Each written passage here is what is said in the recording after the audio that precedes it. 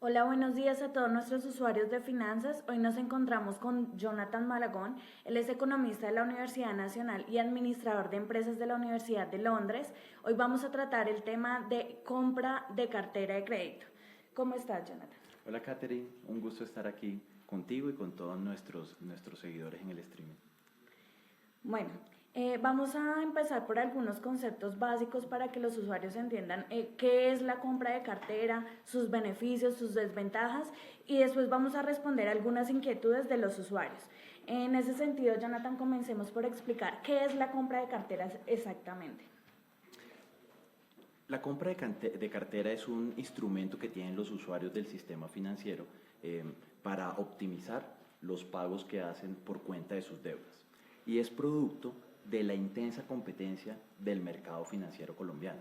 Es común para todos los que tenemos productos financieros que encontremos llamadas de otras entidades con las que no estamos vinculados que nos invitan a que nos pasemos, a que usemos sus productos y servicios, ofreciéndonos tasas mucho más beneficiosas de las que tenemos en la actualidad. Eso es bueno para el usuario, como todo lo que es producto de la competencia, y la compra de cartera se materializa en el momento en que el usuario decide cambiar de entidad financiera, trasladar sus productos sacando provecho de mejores condiciones comerciales. En ese sentido, y teniendo en cuenta que no todas las situaciones son iguales, ¿cuándo es el momento o cómo debe evaluar la persona el momento para hacer la compra de cartera? Yo diría que el principal elemento que tiene en cuenta un usuario a la hora de vender su cartera es sin duda alguna la tasa. Eh, por supuesto, cambiarse de entidad financiera vale la pena si la diferencia en tasa es suficientemente buena. Te voy a poner un ejemplo. Imagínate que tú tienes una relación comercial con un banco que te gusta, con el que lleva 10 años teniendo tus productos, tiene buenos cajeros, te sientes feliz y cómoda con tu entidad financiera y tienes un crédito al 10%. Y llega otra entidad y te ofrece comprarte tu crédito al 9.8%. Una entidad que no conoces, que no te quedan cerca las sucursales, de golpe la diferencia en tasa no es suficiente para compensarte el cambio de una entidad a otra. Entonces, yo pensaría que el principal elemento para tomar la decisión, sin duda alguna, es la tasa. Cuando hay una diferencia muy importante en tasa, vale la pena contemplar esta alternativa, pero así como no solo de pan vive el hombre, no solo de tasa vive el consumidor financiero. Hay otros elementos que hacen parte de la propuesta de valor de un banco, como los que te mencionaba, la capilaridad de sus oficinas, a los que les guste ir a oficinas, su red de cajeros, la atención personalizada que brinda, qué tan amigables son los portales de internet. Esto es como cuando esto es como cuando hay una muchacha que le gusta mucho el baile y tiene un novio. Y el novio es un tipo decente, la quiere, detallista, pero no sabe bailar. Uno en principio ya podría pensar, me voy a conseguir otro novio que sea un muy buen bailarín, pero perdería todas las otras cosas buenas que tengo. Lo primero que valdría la pena es ver si el novio que tiene en la actualidad puede aprender a bailar. Entonces, un elemento que sin duda hay que tener en cuenta cuando uno tiene una oferta muy provechosa en términos de tasa es si la entidad financiera con la que estamos ahorita nos la puede igualar, porque es probable que uno se quede en la misma entidad y que esas ofertas sirvan para negociar mejores condiciones. En cuanto a las tasas, precisamente, ¿hay momentos del año en donde los bancos bajan más sus tasas o ese comportamiento es muy similar? En estos momentos estamos en una situación privilegiada para la venta de cartera, porque el Banco de la República está bajando fuertemente sus tasas de referencia. Eso quiere decir que en todos los segmentos, en cualquier tipo de crédito, comercial, hipotecario, de consumo, libranzas, las tasas están yendo hacia abajo. Cuando las tasas están yendo hacia abajo, como ocurre ahora, vemos esas oportunidades materializables. Han salido muchos anuncios en prensa en las últimas semanas de entidades financieras que han bajado sus tasas, por ejemplo, de vivienda, que estaban en el 12%, en el 13%, ahora están en el 10%, en el 9,5%. Entonces, la diferencia en tasas es importante, transmitiendo la mayor liquidez que el Banco de la República quiere transmitir, y este es un buen momento para que esa diferencia se capitalice, pero más que una época del año, tiene que ver con el ciclo de la política monetaria. Lo cierto es que este es un muy buen momento, las tasas están bajando, este no es el fin del ciclo bajista de tasas, eso es importante tenerlo en cuenta. Si alguien quiere cambiarse de banco solo por tasas, las tasas van a seguir bajando. Los analistas, el consenso de los analistas apunta a que el Banco de la República reducirá todavía más las tasas y de manera consecuente las entidades financieras. Entonces, este es un momento bueno, las tasas van hacia abajo. Cuando yo hago una compra de cartera, básicamente lo que hacen los bancos es hacer una refinanciación, como obtener un crédito, dicen muchas personas nuevamente. Cuando yo refinancio a un plazo mucho más largo, ¿eso no significa pagar también solo intereses y se me puede demorar un poco más la deuda? La compra de cartera no es precisamente una refinanciación. La compra de cartera es cambiar un compromiso comercial que tenemos con una entidad por un compromiso comercial que puede ser en el mismo producto o en productos similares con otra. Por ejemplo, yo puedo tener con un banco X una deuda de tarjeta de crédito y deberle 50 millones de pesos en tarjeta de crédito. Y otro banco se ofrece a entregarme esos 50 millones de pesos para que yo pague y me los puede dar también con tarjetas de crédito, me lo puede dar por un crédito de libranza, me lo puede dar por un crédito de consumo, pero más que una refinanciación, que es lo que uno suele hacer con su misma entidad, una compra de cartera significa la renuncia a la relación comercial con la entidad con la que previamente la tenía establecida para adquirir una nueva con el comprante de dicha cartera. Pero entonces las personas también tienen que ver el contrato, o cuando uno se pasa con las mismas cláusulas que tenía con la otra entidad. Es caso por caso, Catherine. A veces simplemente te cambian tarjetas de crédito por otras tarjetas de crédito con tasas más baratas. A veces esa compra se hace a través de créditos de consumo. Si la compañía en la que trabajas tiene contratos de libranza, existe la posibilidad de que la cartera te la compren a través de una libranza con tasas todavía más preferentes. En realidad, modalidades para compra de cartera hay tantas como productos. La invitación que yo haría, por tanto, es que los consumidores del sistema financiero no vendan la cartera a la primera llamada de una entidad. Comparen, el consumidor colombiano tiene un privilegio grandísimo, grandísimo, y es que el sistema financiero tiene más de 2.000 ofertas parametrizadas entre todos los bancos que tenemos. La competencia en el sector financiero colombiano es muy alta. Entonces yo lo que les recomendaría es gástense un tiempo, estamos hablando de la plata de nuestras familias, cómo optimizar nuestras finanzas personales. Si un banco me llama y me ofrece una buena tasa, gastemos el tiempo de hacer una llamada, de visitar otras sucursales, comparemos ofertas.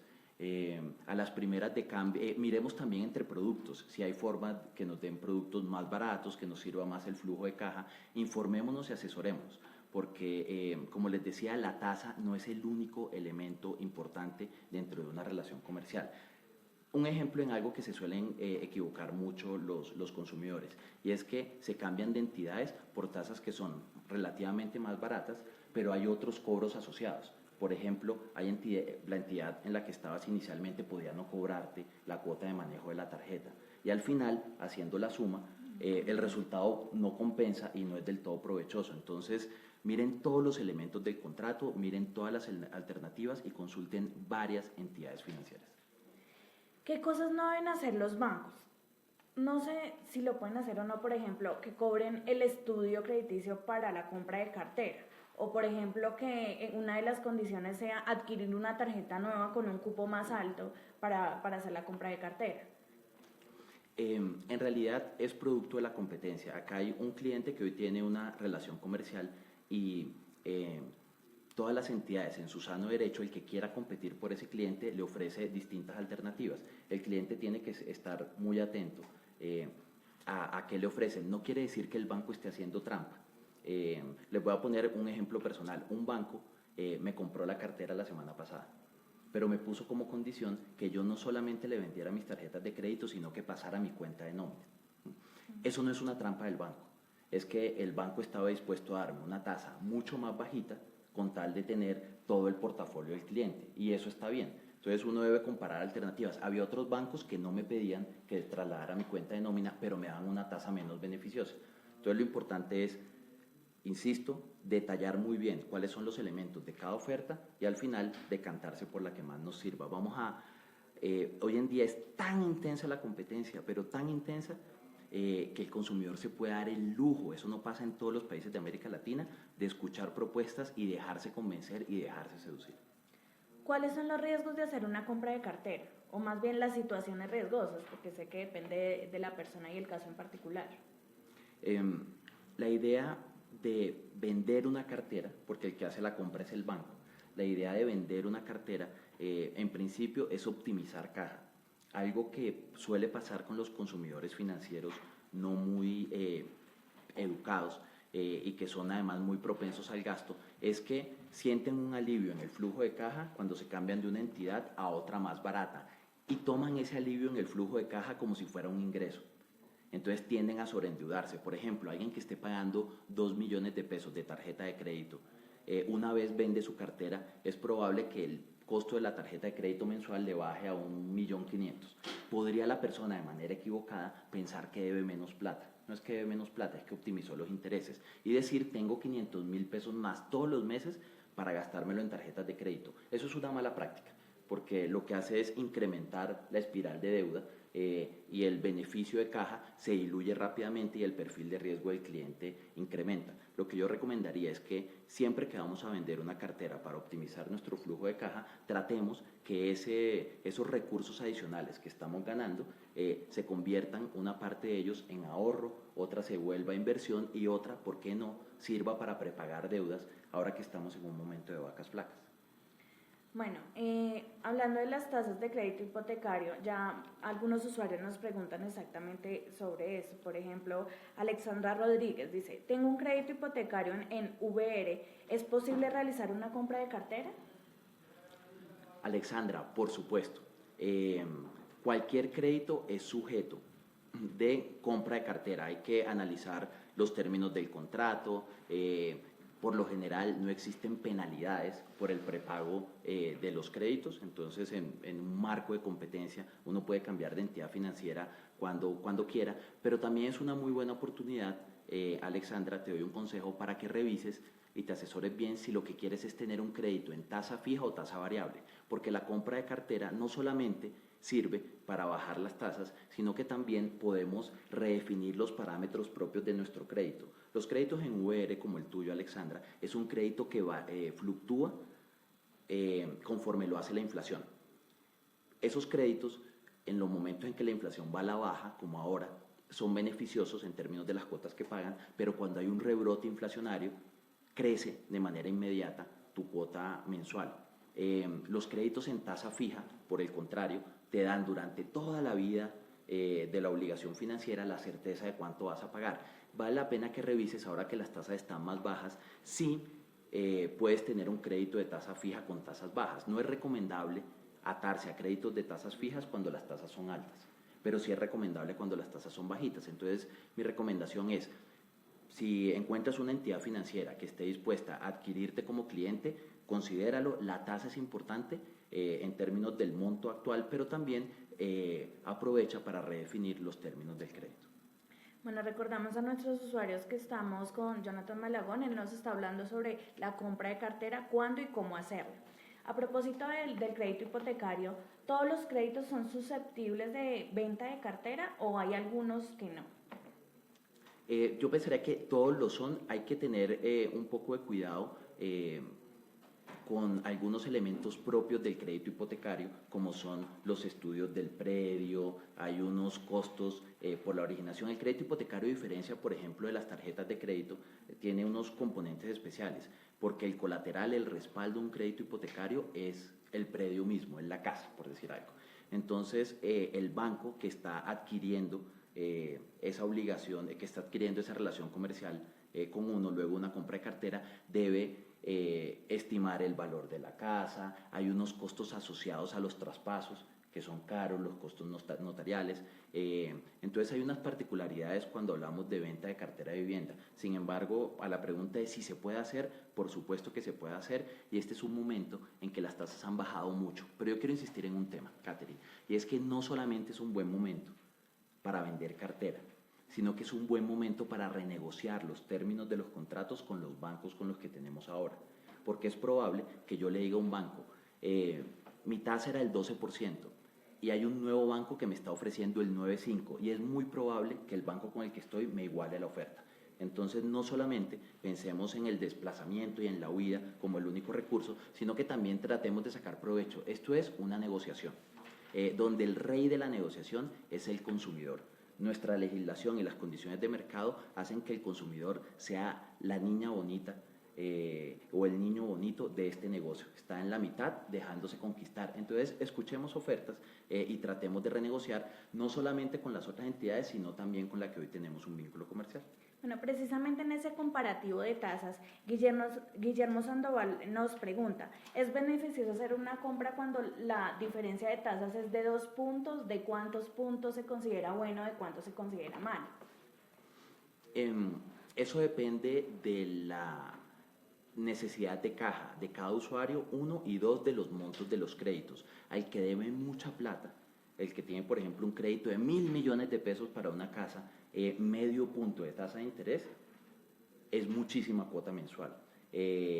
Para el que tiene un crédito pequeño, marginal, de unos 30, 40 millones de pesos, medio punto de tasa de interés de pronto no hace la diferencia. Entonces, mientras más grandes sean los montos, las diferencias pequeñas empiezan a ser relevantes, las diferencias grandes lo son para cualquier monto.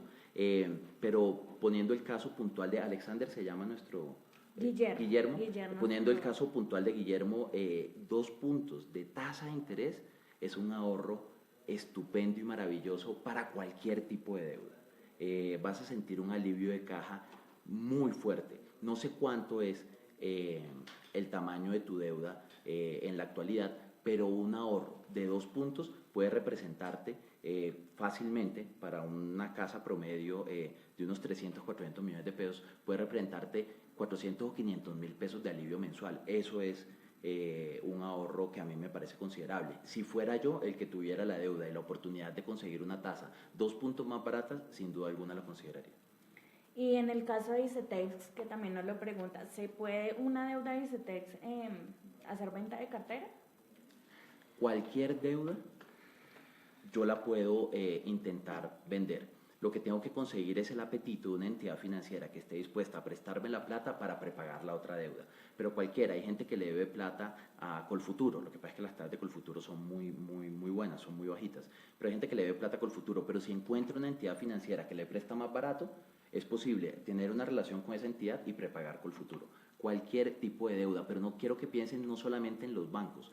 Cuando tengamos deudas con nuestras familias, cuando tengamos deudas, las personas que ahorita, por ejemplo, tienen deudas con Gota a Gota, el que sacó una plata y un amigo le está, no es un Gota a Gota que pasa en moto a cobrar todos los días, pero un amigo que le pidió, no sé, el 5% mensual o alguna barbaridad de esas, este también es un muy buen momento para prepagar esas deudas sacando provecho de las buenas tasas del sistema financiero. Si yo ya voy a terminar mi deuda, es decir, me faltan 2, 3 años, ¿sería beneficioso hacer una venta de cartera o es mejor que la termine de pagar con esa entidad? Hay que hacer las matemáticas porque lo cierto es que cualquier movimiento financiero tiene asociado, cualquiera, unos costos de transacción que no son producto ni siquiera del banco. Muchos son, por ejemplo, el traslado de dinero tiene 4 por 1.000, cuando hay estudios y peritos y demás, eso hay que remunerarlo, los gastos notariales, hay todo un back office que hace que esto funcione, que hay que remunerarlo y eso es costoso. Si ya estoy en la fase final del pago de una obligación financiera y la oportunidad para ahorrarme plata sumándolo me representa unos 500.000 pesos y los costos de transacción de cambiarme de entidad son unos 400 más la incomodidad del tiempo que toca dedicarle a eso, más perder el banco con el que ya tengo una relación de tiempo atrás, yo me lo pensaría. Pero la invitación en términos generales, así como en la pregunta de Guillermo respecto a los 2 puntos, es hagamos las matemáticas. Hagamos las matemáticas, asesorémonos bien, preguntemos, son cálculos muy sencillos, son cálculos elementales, hay herramientas en muchos portales, en la página de finanzas personales, por ejemplo, hay unas herramientas maravillosas en las que uno puede calcular estos valores, en la página Saber Más, Ser Más, hay muchos instrumentos en internet gratuitos en los que uno se puede asesorar para hacer bien los cálculos y determinar si vale la pena o no el esfuerzo.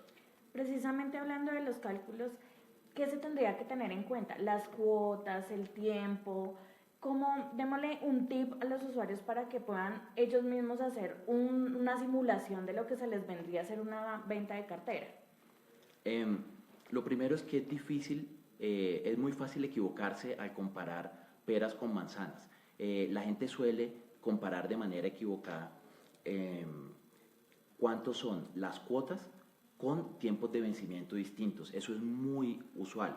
La gente dice, no, es que estoy pagando más o menos plata cuando los tiempos no son los mismos. Una primera recomendación es homologuen los tiempos. Si hoy tienen un compromiso a 5 años con una tasa y quieren ver cuál es el verdadero ahorro, pidan cómo sería la cuota si el crédito se mantiene a 5 años, para poderlo hacer comparable. Muchas veces creemos que el ahorro es mucho mayor y, como tú decías al principio, terminamos pagando más intereses, o por el contrario, muchas veces creemos que el ahorro no es tal porque la disminución es muy bajita, pero de golpe estamos reduciendo plazos, que eso es maravilloso. Entonces, la primera recomendación es comparemos manzanas con manzanas, comparemos los créditos siempre a los mismos vencimientos. Y un segundo elemento que les diría que vale la pena tener en cuenta es el diferencial de tasas. Tengan muy presente cuál es la tasa. Mucha gente hoy tiene créditos financieros. Nosotros hemos hecho encuestas en la asociación bancaria y mucha gente no conoce cuáles son las tasas de sus compromisos financieros. Parece increíble, ¿no? Pero del 76% de la población colombiana que está bancarizada y del 18% de los adultos que tienen créditos, casi que la mayoría no sabe a qué tasas los tienen. Entonces averigüemos muy bien, no nos dejemos pues descrestar con la primera información, descompongamos bien cuáles son los elementos de la tasa para poder hacer una comparación certera. Jonathan ahorita nos habló de que si yo tengo, por ejemplo, un crédito en tasa variable, con una venta de cartera lo puedo pasar a tasa fija. Pregunta un usuario, Sergio, no tengo presente el apellido, pero nos dice qué criterios se deben tener presentes para escoger entre tasa fija o tasa variable.